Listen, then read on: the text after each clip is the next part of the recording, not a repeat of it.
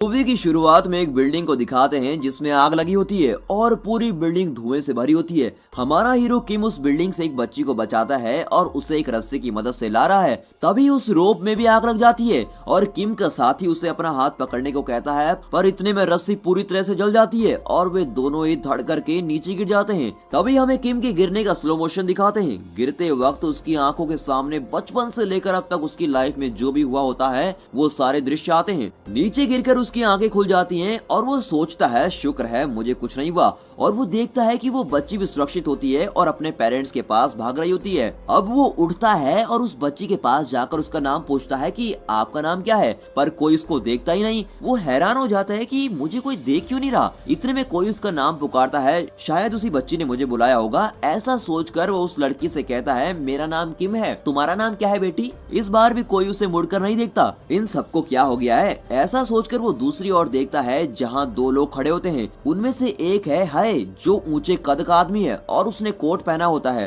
दूसरी ओर एक लड़की है जो दिखने में बहुत ही क्यूट है और जिसका नाम है ली, और यहाँ ली ने ही किम को पुकारा होता है। उसे देखकर किम कहता है कि वहाँ क्यों खड़े हो तुम लोग, दिखता नहीं हर जगह आग लगी है, तुम्हारे सर पर कुछ गिर गया तो। एक तरफ किम ये सब कह रहा होता है और दूसरी ओर दिखाते हैं कि किम के सारे साथी वहाँ दुर्घटना में मरे हुए अपने साथी को घेर कर मातम मना रहे हैं, और वो मरा हुआ आदमी और कोई नहीं वो किम ही होता है। ये देखकर किम चौंक जाता है, पर हे और ली ऐसे खड़े होते हैं जैसे उन्हें इन सबसे कोई फर्क ही नहीं पड़ता। तभी ली कहती है कि हम कुल मिलाकर 3 लोग हैं। मरने के बाद जब तुम परलोक पहुंचोगे तब वहाँ 49 दिन तुम पर 7 केसेस चलेंगे और उन 7 केसेस में हम तीनों तुमको बचाएंगे और तुम्हें पुनर्जीवन दिलाएंगे। ये सब हम इसलिए कर रहे हैं क्योंकि तुम एक पैरागन हो जो दूसरों की जान बचाने के लिए अपनी जान से खेलता है। ऐसी घटना 420 साल बाद अभी घटी है, तो हम हैं तुम्हारे गार्डियंस। इतने में है कहता है मैं असिस्टेंट सिक्योरिटी स्पेशलिस्ट हूँ। अपना इंट्रोडक्शन के बाद वो किम से कहता है तुम कंफ्यूज हो गए ना कि तीसरा आदमी कौन है।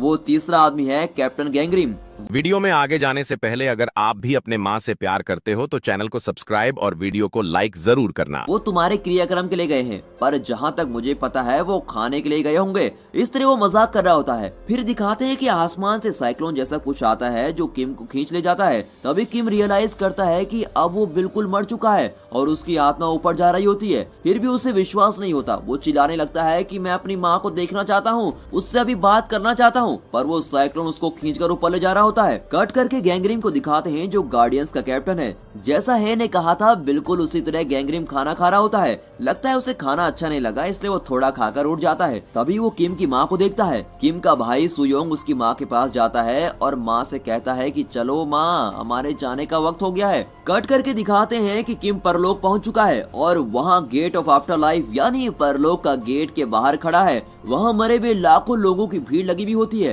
तभी ली अनाउंस करती है कि ये देखो पैरागन आया है, सब साइड को हो जाओ और उसे आने दो। तभी वहाँ गैंगरिम भी आ जाता है। फिर ली एक पर्ची उठाती है और वहाँ रखी एक मूर्ति के मुंह में डालती है। जैसे ही पर्ची अंदर जाती है उस गेट पर एक बड़ा सिंबल नजर आता है। इसे देखकर ली खुशी से उछलने लगती है और किम से कहती है तुम जरूर 49 दिन चलने वाले 7 केसेस में पास हो जाओगे, और फिर पहले केस की सुनवाई के लिए उस गेट से अंदर जाते हैं। कट करके दिखाते हैं अंदर एक बड़ा ब्रिज है। ब्रिज के दोनों ओर ज्वालामुखी का लावा फैला हुआ होता है। अगर जरा भी बैलेंस मिस हो गया तो लावा के अंदर गिरकर राख होना पड़ेगा। तीनों उस ब्रिज पर चलकर जा रहे होते हैं। तभी हे किम से पूछता है तुम ठीक से सोचकर बताओ तुमने कभी किसी का खून तो नहीं किया, फिर हमें इस हेल ऑफ मर्डर यानी कत्ल के नर्क में क्यों लाया गया है। किम कहता है कि उसने ऐसा कुछ भी नहीं किया। इतने में ली कहती है पर यहाँ तो उसी को लाया जाता है जिसने किसी का खून किया हो। अब गैंगरिम एक्सप्लेन करता है कि कुल मिलाकर 7 पाप होते हैं और इन्हीं 7 पापों का हिसाब गेट के अंदर किया जाता है। कौन सा केस पहले आएगा ये कोई नहीं जानता। ये सिर्फ कोइंसिडेंस की बात है कि किम को पहले कत्ल के नर्क में लाया गया है। तभी किम कहता है कि मैंने तो कीड़े मकोड़ों तक को कभी कोई नुकसान नहीं पहुंचाया है। इतने में गैंगरिम कहता है खून का मतलब ये नहीं कि तुम डायरेक्ट किसी को मार डालो। अगर तुम्हारे किसी भी काम से किसी की जान गई हो तो वो भी खून ही माना जाएगा। तभी ली आंखें बंद करके किम के सारे कर्मों को स्कैन करके देखती है। अभी पता चल जाएगा कि तुमने किसी का खून किया है या नहीं। नहीं। कट करके हमें एक फ्लैशबैक दिखाते हैं जिसमें किम अपने साथ काम करने वाले एक आदमी को मरने से बचा नहीं पाता। इस तरह किम उस आदमी का मौत का कारण बन गया होता है। अब कट करके दिखाते हैं जहाँ किम खड़ा होता है वहाँ एक सर्कल बनता है और वो जगह अलग होने लगती है। नीचे लावा भरा हुआ होता है और उसमें कई लोग गिरकर तड़प रहे होते हैं। उनमें से कई लोग किम के पास आकर उससे मदद मांगते हैं कि प्लीज हमारी मदद कीजिए। किम के लिए मदद करना कोई नई बात तो थी नहीं और वो खुशी से उन लोगों की मदद करने की कोशिश करता है। तभी वहाँ कत्ल का देवता यानी पहला जज प्रकट होता है और किम से पूछता है तुमने इन लोगों को बचाने की जरूरत कैसे की। उसकी गरजती भी आवाज को सुनकर वो किम गिड़गिड़ाने लगता है। कत्ल के देवता के पास दो वकील भी होते हैं। उनमें से एक बूढ़ा होता है जो देवता को बताता है कि इस आदमी ने अपने साथ काम करने वाले आदमी को भी नहीं बचाया, इसी की वजह से वो ऑफिसर मर गया था। ये बेशक एक बहुत बड़ा जुर्म है माय लॉर्ड। इस तरह वो फिल्मी वकीलों जैसा डायलॉग बोल रहा होता है। अब दूसरे वकील को दिखाते हैं जो मोटा होता है और देखने में बहुत खाते पीते खानदान का लगता है। उसे कहीं पर भी सो जाने की आदत होती है। अब बूढ़ा वकील आवाज देकर उस मोटे को उठाता है। वो भी नींद से उठकर रटा हुआ डायलॉग बोलता है कि यस योर ऑनर, ये अपने साथी की मौत का कारण बना है और इसे कम से कम 50 साल की सजा तो होनी चाहिए। अब कत्ल का देवता गुस्से में आकर कहता है पता नहीं तुम वकील कैसे बन गए। वो आदमी एक पैरागॉन है जो अपनी जान पर खेलकर दूसरों की जान बचाता है और इसलिए इसे कम से कम सजा मिलनी चाहिए। क्या तुम्हें इतना भी नहीं मालूम? मोटा वकील बहुत शर्मिंदा होता है और अब 50 की जगह 5 साल की सजा के लिए रिक्वेस्ट करता है। अब किम के गार्डियंस उसके पक्ष में बोलते हैं ऑब्जेक्शन योर ऑनर। ऐसा कहकर गैंगरिम अपनी आर्गुमेंट शुरू करता है। तभी हमें फिर से एक फ्लैशबैक दिखाते हैं जिसमें किम का साथी ऑफिसर उससे कहता है कि तुम मेरी फिक्र छोड़ो और दूसरे लोगों को जान बचाने की कोशिश करो। इसके बाद किम उस ऑफिसर को वहीं छोड़कर जाता है और उस फायर एक्सीडेंट में फंसे हुए 8 लोगों की जान बचाता है। गैंगरिम में सारी डिटेल्स कत्ल के देवता को बता रहा होता है। ये सुनकर कत्ल का देवता कन्विंस हो जाता है और कहता है तुमने अपने साथी को नहीं बचाया, ये तुम्हारी गलती जरूर थी, पर उस दिन तुमने 8 लोगों को जो बचाया इससे मैं काफी खुश हूँ और तुम्हारी कोई गलती थी भी नहीं। इस पहले इम्तिहान में तुम पास हो और तुम अगले केस की सुनवाई के लिए आगे बढ़ सकते हो। अब कट करके दिखाते हैं कि किम और उसके गार्डियंस अगले केस के लिए दूसरे देवता के पास जा रहे होते हैं। तभी ली कहती है अगले केस में तो तुम बहुत आसानी से पास हो जाओगे क्योंकि अब हम जिनके पास जा रहे हैं वो हैं आलसी लोगों को सजा देने वाली देवी। पर तुम तो अपनी ड्यूटी के लिए हमेशा बहुत दौड़ भाग करने वाले आदमी हो, इसलिए तुम इस इम्तिहान में आसानी से पास हो जाओगे और कोई दिक्कत भी नहीं होगी। एक्चुअली तुम हमारे 48वें पैरागन हो। अगर हम तीनों ने 49 पैरागन को पुनर्जीवन दिलवा दिया तो हमें भी पुनर्जीवन मिल जाएगा। ली की इन्हीं बातों के बीच वो लोग अगले देवता के गेट पर पहुंच जाते हैं। अंदर जाकर किम के गार्डियंस उसकी खूब प्रशंसा करते हैं कि किम ने सभी की मदद की है, उसने अपने बारे में नहीं सोचा, वो हमेशा दूसरों की भलाई करता है, अपनी ड्यूटी में भी खूब मेहनत करता है, एटसेट्रा एक्स्ट्रा बोलते रहते हैं। ये सारी बातें सुनकर वहाँ की देवी कहती है तुम्हें कोई सजा नहीं मिलेगी, तुम जैसा अच्छा और मेहनती आदमी मैंने आज तक नहीं देखा, तुम्हारी तो यहाँ एक मूर्ति खड़ी करनी चाहिए। देवी शायद कुछ ज्यादा इम्प्रेस हो गई होती है। फिर वो किम से पूछती है तुमने ये सब क्यों किया? अब किम तो दूध का धुला हुआ है और सच के सिवा उसको कुछ बोलना आता नहीं। वो कहता है कि मैंने ये सब पैसों के लिए किया था। बस फिर क्या? गार्डियंस की सारी मेहनत पर पानी फिर गया होता है। देवी गुस्से में आकर कहती है सिर्फ पैसों के लिए तुमने ये सब किया, तुम्हें सजा जरूर मिलेगी। ऐसा कहकर वो उस लड़की की बोट को अलग कर देती है जिस पर किम खड़ा हुआ होता है। वो अकेला उस पर बहुत दूर जा रहा होता है। वो जिस ओर जा रहा होता है वहाँ भारी पत्थरों से बनी एक मशीन चल रही होती है जिसके नीचे हजारों लोग कुचल रहे होते हैं। उसे देखकर किम बहुत घबरा जाता है। तभी गैंगरिम और हे उसे बचा लेते हैं और उस देवी से पूरी बात बताते हैं कि उसने ऐसा क्यों किया था। एक्चुअली किम की माँ बहुत बीमार थी। इतना ही नहीं, उसके भाई की कॉलेज फीस भी बहुत ज्यादा थी, इसलिए किम को दिन रात एक करके काम करना पड़ता था। इसलिए उसने कहा था कि वो पैसों के लिए ये सब कर रहा था। इस तरह किम के गार्डियंस उस देवी को पूरी कहानी विजुअल में दिखाते हैं। विजुअल देखकर देवी फिर से मेहरबान हो जाती है और कहती है बच्चे तुम सचमुच अच्छे इंसान हो, लो मैं तुम्हें इस एग्जाम में पास करवाती हूँ। इस तरह किम अब 2 केस में पास हो जाता है और अब अगले की ओर बढ़ते हैं। कट करके दिखाते हैं कि वे तीसरे गेट की ओर एक बोट में जा रहे होते हैं। तभी वहाँ कई मॉन्स्टर्स उन पर हमला करते हैं, पर गैंगरिम और उसके साथी उनसे खूब लड़ते हैं और किम को उनसे बचाते हैं। तभी गैंगरिम किम से कहता है कि तुम्हारे परिवार में कोई मर गया है और उसकी आत्मा धरती पर ही घूम रही है, उसी की वजह से ऐसे मॉन्स्टर्स हम पर अटैक कर रहे हैं। अगर ऐसा ही चलता रहा तो पुनर्जीवन के लिए दिया गया टाइम जल्दी खत्म हो जाएगा, पर इसका सोल्यूशन है मेरे पास। मैं अभी धरती पर जाकर देखता हूँ कि वो आत्मा किसकी है और उसे ठिकाने लगा कर आता हूँ। तब तक हे और ली तुम्हारा ख्याल रखेंगे। इस तरह किम को दूसरे गार्डियंस को सौंपकर गैंगरिम धरती के लिए निकलता है। कट करके धरती को दिखाते हैं जहाँ किम के परिवार का एक सदस्य मर गया है और वो और कोई नहीं, वो किम का भाई सुयोंग ही होता है। फिर गैंगरिम अपनी तलवार निकालता है और उस सुयोंग की आत्मा को परलोक ले चलता है। पर वो सुयोंग अपने भाई जैसा मासूम नहीं होता। उसकी आत्मा गैंगरिम को चकमा देकर भाग जाती है। गैंगरिम भी उसको छोड़ता नहीं और उस आत्मा को खूब चेज करता है। और दोस्तों ये सीन मूवी में बहुत ही खतरनाक तरीके से पिक्चराइज किया गया है। बहुत चेज करने के बाद सुयोंग की आत्मा गैंगरिम के हाथ में आ जाती है। कट करके परलोक में किम को दिखाते हैं। गार्डियंस के साथ जा रहे किम पर वो मॉन्स्टर्स फिर से हमला करने लगते हैं। गार्डियंस को अब चिंता होने लगती है क्योंकि गैंगरिम अभी लौटा नहीं होता और उन्हें अकेले ही मॉन्स्टर्स का सामना करना होता है। तभी अचानक वहाँ बहुत बड़े 2 रूप दिखाई देते हैं और वो उन मॉन्स्टर्स को मारकर भगा देते हैं। वो रूप साक्षात देवताओं के देवता का होता है। उसी ने इन तीनों को बचाया होता है। उस देवता को देखकर गार्डियंस सर झुकाकर उन्हें प्रणाम करते हैं, लेकिन वो किम वैसा का वैसा ही खड़ा रहता है।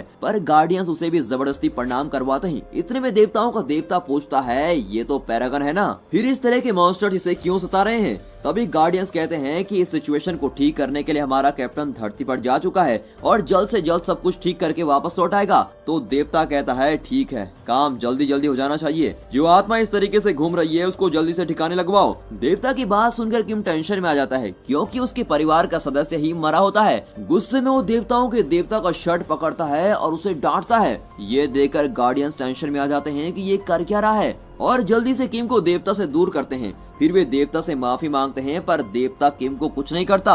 वो गार्डियंस को जरा सा डांटता है कि ये आदमी पागल है क्या, इस तरह क्यों बिहेव कर रहा है। फिर देवता वहाँ से चला जाता है। कट करके दिखाते हैं कि अब वे अगले जज के पास पहुँचते हैं। वहाँ एक लड़की लॉलीपॉप खा रही होती है। एक्चुअली वही यहाँ की देवी है जो दूसरों को धोखा देने वालों के केस की सुनवाई करती है। और वहाँ भी एक वकील होता है। वो किम को फंसाने की पूरी कोशिश करता है और कहता है, इस आदमी ने एक छोटी बच्ची के साथ धोखा किया है। ये उस बच्ची को उसके डैडी की तरह लेटर्स भेजता रहा। 1 नहीं 2 नहीं, पूरे 98 लेटर्स भेज चुका है। इसी एक वजह से इस आदमी को सजा मिलनी चाहिए। किम भी मान जाता है और कहता है, हाँ वो बहुत छोटी बच्ची थी, इसीलिए उसका दिल रखने के लिए मैंने उसे लेटर्स भेजे थे। इस पर लॉलीपॉप वाली देवी जो खुद बच्ची है वो किम को सजा सुनाती है। सजा ये होती है कि किम का जीभ काट दिया जाए। गार्डियंस कुछ भी नहीं कर पाती और गैंगरिम भी अभी धरती से नहीं लौटा था। अब गार्डियंस किसी तरह गैंगरिम को कांटेक्ट करते हैं। गैंगरिम अपना माइंड ली के माइंड से लिंक करता है और उसके द्वारा बोलने लगता है। वो कहता है कि हमें ये केस लड़ने का एक आखिरी मौका दीजिए। किम ने न सिर्फ उस लड़की को लेटर्स भेजे थे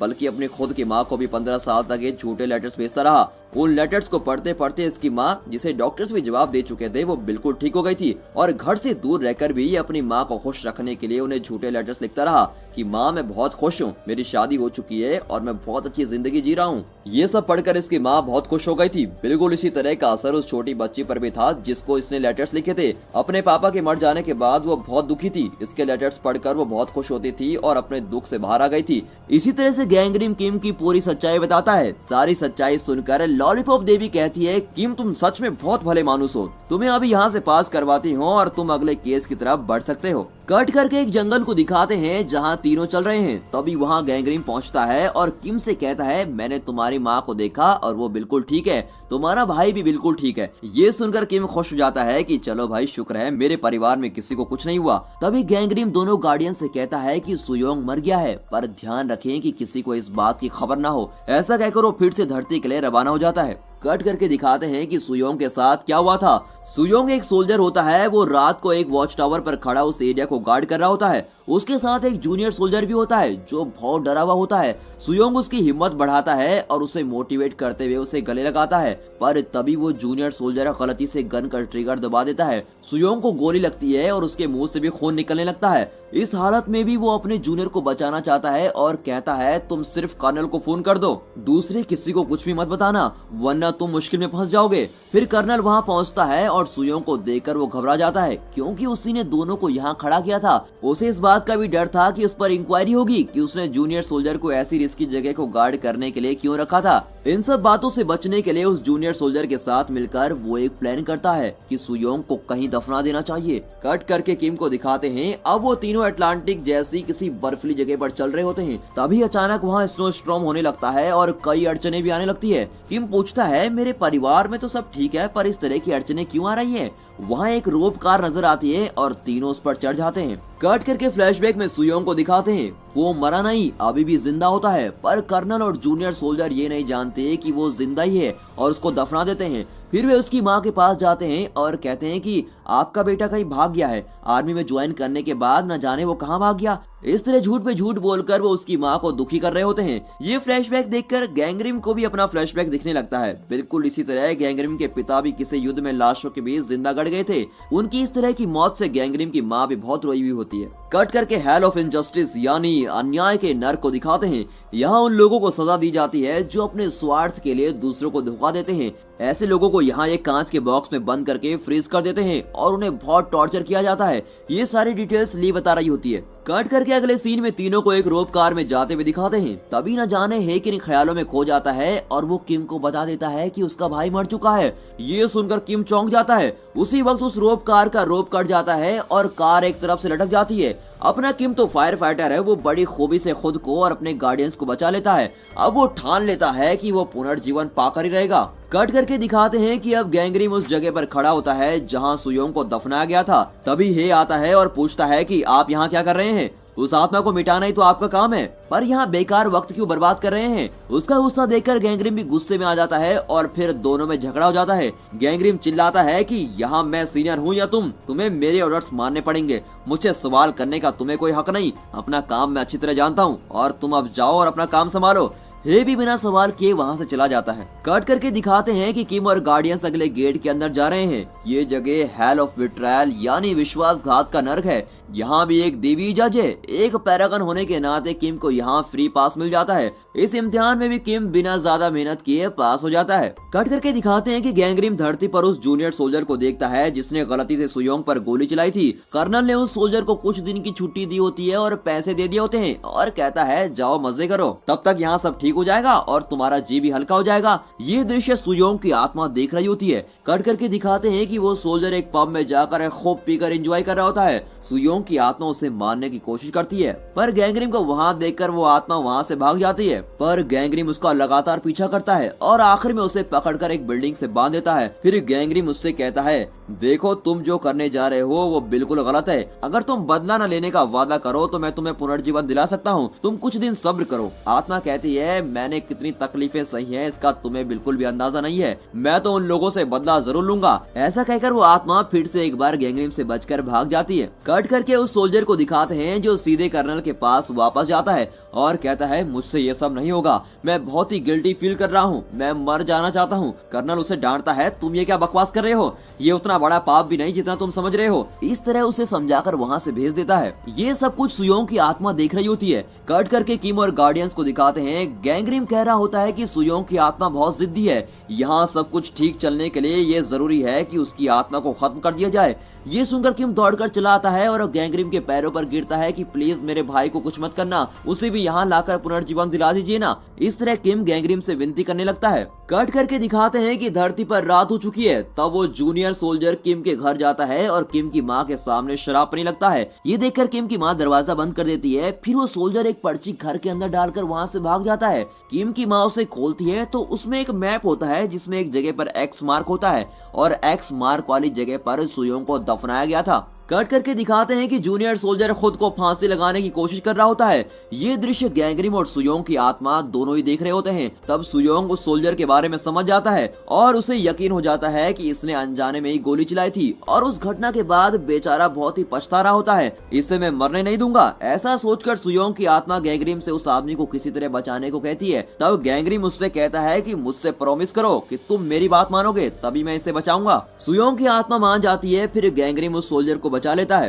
कट करके दिखाते हैं कि किम को हेल ऑफ आइसलैंड आया गया है। यहाँ पत्थर के दो रूप खूब लड़ रहे होते हैं। उनमें से एक पत्थर बड़ा है और दूसरा छोटा है। बड़ा पत्थर छोटे पत्थर को खूब पीट रहा होता है। इस दृश्य का मतलब ये है कि बचपन में किम ने अपने छोटे भाई को खूब पीटा होता है। तब उसकी माँ बहुत बीमार थी। उस वक्त किम ने अपनी माँ की जान लेने की कोशिश भी की थी। सुयोंग ने उसे रोकने की कोशिश की होती है और इसी वजह से किम ने सुयोंग को खूब पीटा होता है। भाई को खूब पीटकर किम घर छोड़कर भाग गया होता है। ये सब जानने के बाद हेल ऑफ आइसलैंड का देवता कहता है इसको तो सजा जरूर मिलनी चाहिए। फिर किम को सजा के लिए तैयार किया जाता है। अब ली गैंग्रीम से मदद मांगती है और गैंग्रीम फिर से उसके माइंड से लिंक करता है और ली के माध्यम से बोलने लगता है। वो कहता है कि यह हमारा लास्ट गेट नहीं है, इसके आगे भी एक गेट है जिसे हमें पार करना है। इन इल्जामों का हिसाब किताब हम उस 7वें आखिरी गेट पर कर लेंगे। देवता गैंग्रीम की यह बात मान जाता है और कहता है कि अगर उस आखिरी गेट पर ये सारे इल्जाम सही साबित हुए तो किम की सजा दुगनी हो जाएगी और यही नहीं, तुम तीनों को भी कभी पुनर्जीवन नहीं मिलेगा और तुम्हारी सारी पावर छीन ली जाएंगी। गार्डियंस कुछ देर सोचते हैं और आखिर में फिर मान ही जाते हैं। कट करके धरती पर गैंग्रीम को दिखाते हैं। वो सुयोंग की आत्मा को उसी के शरीर में जाने को कहता है। उसकी आत्मा वैसे ही करती है और सुयोंग जिंदा हो जाता है। कट करके किम की माँ को दिखाते हैं जो उस मैप को लेकर सुयोंग को ढूंढ रही होती है। वो कर्नल के पास जाती है और उसे मैप दिखाकर कहती है मेरा बेटा कहीं नहीं भागा है, वो इसी जगह पर है। इस पर कर्नल शॉक हो जाता है और वो किम की माँ को वहाँ से भगाने की कोशिश करता है। ये देखकर सुयोंग क्या चुप बैठने वाला था, वो फिर से आत्मा का रूप ले लेता है और कर्नल को साइक्लोन की तरह अटैक करने लगता है। गैंग्रीम भी उसे कंट्रोल नहीं कर पाता और हे को अपनी मदद के लिए बुलाता है। दोनों मिलकर बड़ी मुश्किल से सुयोंग को शांत करवाते हैं। कट करके दिखाते हैं कि अब किम आखिरी गेट के अंदर जा चुका है। यहाँ का जज है देवताओं का भी देवता। ये वही देवता है जिसकी शर्ट पकड़कर किम ने बुरी तरह से उसको डांटा होता है और यही आखिरी जज भी होता है और वो किम को झट से सजा सुनाने लगता है। गैंग्रीम पूछता है हे देवता, बिना सुनाए कि आप सजा कैसे सुना सकते हैं? तो देवता कहता है इसने अपनी माँ की जान लेने की कोशिश की थी। इतना ही नहीं, इसने अपनी गलती के लिए अपनी माँ से माफी भी नहीं मांगी थी। इसे सजा देने के लिए इससे बड़ी और क्या वजह हो सकती है? तभी ली बीच में बोलती है कि उसने सिर्फ मारने की तो कोशिश की थी, मारा तो नहीं था। इतना ही नहीं, ये बात उसकी माँ जानती नहीं कि इसने ऐसी हरकत की थी और ये उसका बचपना था जिससे किसी को भी नुकसान नहीं पहुंचा है। देवता बिगड़ जाता है और कहता है कि कौन कहता है उसकी माँ को नहीं पता? उसकी माँ उस वक्त होश में थी पर दिल से वो माँ उसी वक्त मर चुकी थी जब उसे पता चला होगा कि उसका बेटा उसकी जान लेने की कोशिश करता है। मैं इसे जरूर सजा दूंगा। इन सब के बीच किम को जब पता चलता है कि उसकी माँ उस वक्त होश में थी और उसकी सारी हरकतें देख रही थी, उसका तो पूरा शरीर सुन्न हो जाता है। वो चीख चीख कर रोता बिलखता हुआ देवता के पैर में गिर पड़ता है और उससे कहता है मुझे किसी तरह मेरी माँ से मिलवा दीजिए प्लीज, मैं उनसे माफी मांगना चाहता हूँ, ये मेरी आखिरी ख्वाहिश है। उसका रोना धोना देवता को जरा भी कन्विंस नहीं करता और वो कहता है तुम्हारे पास 15 साल का टाइम था पर तुमने अपनी माँ से माफी मांगने के लिए कुछ पल भी नहीं निकाल पाए। मरने के बाद तुम सोच रहे हो कि माँ से माफी मांगनी है। ऐसा कहकर देवता किम पर बहुत ही गुस्सा होता है। कट करके दिखाते हैं कि सुयोंग और गैंग्रीम नीचे धरती से किम और देवता की बातें सुन रहे होते हैं। कट करके देवताओं के देवता को दिखाते हैं जिसके चारों ओर भूकंप हो रहा होता है। तभी वहाँ की मिट्टी में किम की माँ का रूप दिखता है। एक्चुअली सुयोंग की आत्मा उसकी माँ के सपने में जाकर कहती है कि माँ मैं अब तुमसे नहीं मिल पाऊंगा, अब मुझे परलोक में नौकरी मिल गई है। इस पर उसकी माँ रोते हुए उसे विदा करती है। तब सुयोंग माँ से कहता है तुम्हें याद होगा कि कई साल पहले किम भैया ने तुम्हें जान से मारने की कोशिश की थी। तुम शायद भूल भी गई होगी पर किम कई सालों से इस बात पर पछता रहा है। बचपन में की गई उस गलती के लिए वो वहाँ दिन रात काम कर रहा था और हमें पैसे भी भेज रहा था। वो हर दिन उस बात को सोचकर मर रहा है। इस तरह सुयोंग किम के बारे में अपनी माँ को बता रहा होता है। उसकी माँ कहती है मुझे उससे कोई शिकायत नहीं है, गलती तो मेरी थी कि मैं तुम दोनों की देखभाल ठीक तरीके से नहीं कर पाई, मुझे माफ कर दो बेटा, प्लीज माफ कर दो। ऐसा कहकर वो सुयोंग को गले लगाकर रोने लगती है। ये पूरा दृश्य परलोक में किम, गार्डियंस और वो देवताओं का देवता देख रहे होते हैं। इस पर किम अपनी माँ के रूप को गले लगाकर खूब रोने लगता है और अपनी माँ से माफी मांगता है। ये देखकर वहाँ सबकी आंखें भर जाती हैं और वहाँ खड़े वकील तो फूट फूट कर रोने लगता है। आखिर में देवताओं का देवता उस कागज को फाड़ देता है जिसमें किम की सजा लिखी हुई होती है और वो कहता है कि जब तुम्हारी माँ ही तुम्हें माफ कर चुकी है तो हम तुम्हें कैसे सजा दे सकते हैं, और फिर तुमने सच्चे दिल से माफी मांगी है और तुम्हारी माँ ने भी तुम्हें सच्चे दिल से माफ कर दिया है, इसलिए मैं तुम्हें पुनर्जीवन देता हूँ। तुम सारी परीक्षाएं पास कर चुके हो। और इस तरह किम को पुनर्जीवन मिल जाता है और वो पहले जैसे हो जाता है। फिर किम ली का शुक्र अदा करता है और वहाँ से निकलता है। कट करके धरती पर गैंग्रीम को दिखाते हैं। उसके हाथ में एक टिकट होता है जो कि सुयोंग का टिकट होता है। ये बिल्कुल वैसा ही टिकट होता है जैसा किम के लिए निकला था। ये देखकर हे चौंक जाता है और कहता है इसको भी पैरागन का टिकट देंगे आप? अगर इस सुयोंग को पैरागन के टिकट पे हम परलोक में ले गए तो हमें पहले गेट में भी एंट्री नहीं मिलेगी और हमें वहाँ से बाहर भगा देंगे, और आप हैं कि इसको पैरागन वाला टिकट देना चाहते हैं? इस तरह वो गैंगरिम की टांग खींचता है। इस पर गैंगरिम कहता है, मैं तुम्हारा सीनियर हूँ, याद है कि नहीं? यहाँ सिर्फ मैं ऑर्डर दे सकता हूँ और तुम्हारा काम है सिर्फ उसे फॉलो करना। इस पर हे बिगड़ कर कहता है, ये पहली बार है जब मैं आपको उल्टा जवाब दे रहा हूँ, इससे पहले मैंने आपकी कभी बात टाली है क्या? उसका सवाल सुनकर गैंगरिम सोच में पड़ जाता है। तभी उसे रियलाइज होता है कि एक बार पहले जब हे ने उसका ऑर्डर फॉलो करने से इनकार किया था, वो एक्चुअली हे नहीं था। देवताओं के देवता हे का रूप लेकर गैंगरिम से झगड़ा किया हुआ होता है और देवताओं ने इसलिए ऐसा किया होता है क्योंकि धरती पर जिस काम के लिए गैंगरिम आया था उसे पूरा किए बगैर वो बेवजह सुयोंग की आत्मा के साथ लुका छिपी खेलकर वक्त बर्बाद कर रहा था। ये बातें अब गैंगरिम साफ साफ समझ जाता है। कट करके किम की माँ को दिखाते हैं, उसके नाम एक पार्सल आया होता है और उस पार्सल को गैंगरिम डिलीवर करता है। उस पार्सल में एक राइस कुकर होता है जो किम ने अपनी माँ के लिए खरीदी थी। कुकर के अंदर एक चिट्ठी होती है जो किम ने आखिर में अपनी माँ को लिखी थी। उस चिट्ठी में किम ने अपनी माँ से अपनी सारी गलतियों के लिए माफी मांगी होती है और उसमें ये भी लिखा होता है कि उसने माँ को जान से मारने की कोशिश क्यों की थी। उस वक्त वो बहुत कम उम्र का था, उसकी माँ बहुत बीमार थी और उसके बचने का कोई चांस नहीं था। इसीलिए किम अपनी सोती हुई माँ को बिना तकलीफ दिए मारकर खुद को और अपनी फैमिली को भी खत्म करने वाला था